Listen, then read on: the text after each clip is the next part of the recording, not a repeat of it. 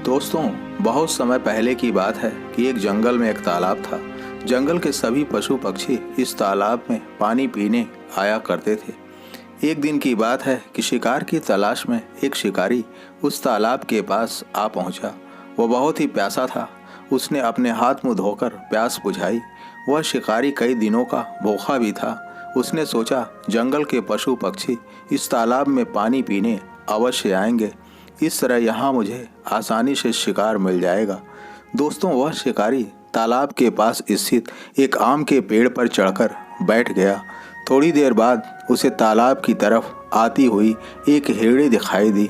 वह मादा हेड़ी तालाब पानी पीने लगी। तभी वह शिकारी चुपके से पेड़ से उतरकर ठीक उसके सामने आ गया और तीर कमान का निशाना हेड़ी पे तान दिया। हेड़ी को बचने का कोई भी रास्ता नहीं दिख रहा था। हेड़ी ने उस शिकारी से बोला, मुझे इस वक्त जाने दो, क्योंकि मेरे छोटे छोटे बच्चे भूखे प्यासे घर पर मेरी राह देख रहे हैं। अगर तुम मुझे अभी मार दोगे तो वे बेचारे भूखे प्याम तोड़ देंगे। मैं तुम्हें वचन देती हूँ कि उन्हें दूध पिलाकर अति शीघ्र मैं तुम्हारे पास लौट आऊँगी। फिर तुम मुझे मारकर अपनी भूख शांत कर लेना। शिकारी सोचने लगा कि ऐसा कहा जाता है कि हाथ आए शिकार को कभी अपने हाथ से नहीं जाने देना चाहिए। फिर उस शिकारी को उस मादा हेड़ी पर दया आ गई और उसने उस मादा हेड़ी पर भरोसा करके जाने दिया।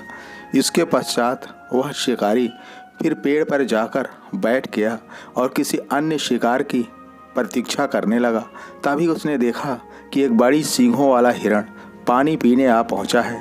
उस मोटे ताजे हिरण को देखकर वह शिकारी बहुत ही खुश हो गया। उसे शिकार करने के इरादे से वह शिकारी तीर कमान चढ़ाकर उसके सामने आ गया। हिरण अचानक उस शिकारी को अपने समक्ष देखकर बुरी तरह घबरा गया।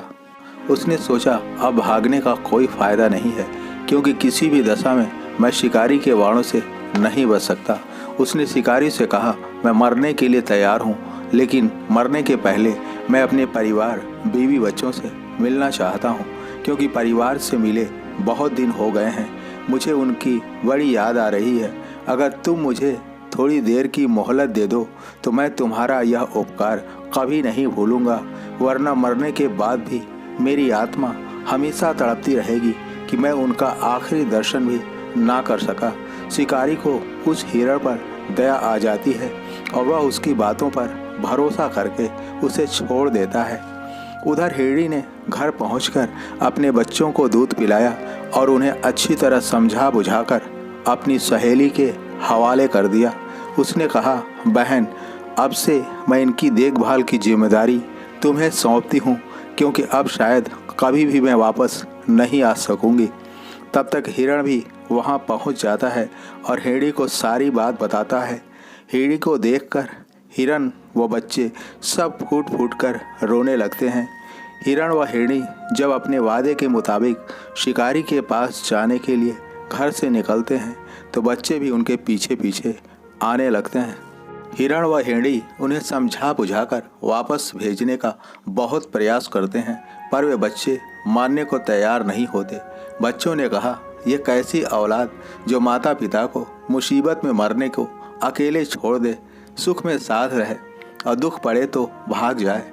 नहीं, हम भी आपके साथ चलेंगे और शिकारी से कहेंगे, तुम हमें मारकर अपनी भूख शांत कर लो, परंतु मेरे माता पिता को छोड़ दो।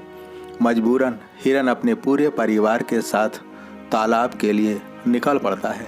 शिकारी हिरण को पूरे परिवार के साथ आता देखता है तो बहुत ही खुश हो जाता है। तभी दोनों छोटे बच्चे शिकारी के सामने आ जाते हैं और कहते हैं, शिकारी अंकल, आप हमें वाणों से मारो, आप हमारे मांस को खा करके अपनी भूख मिटाओ, पर मेरे माता पिता को छोड़ दो। हिरणी ने कहा, नहीं नहीं, उन्हें छोड़ दो, मैं अपने वचन के अनुसार आ गई हूँ, तुम मुझे मार दो, इन सबको जाने दो। तभी वह बड़ी सींगों वाला हिरन आगे आ जाता है और कहता है, मुझे मार दो, जब मेरा परिवार ही जीवित नहीं रहेगा तो मैं जी कर क्या करूँगा।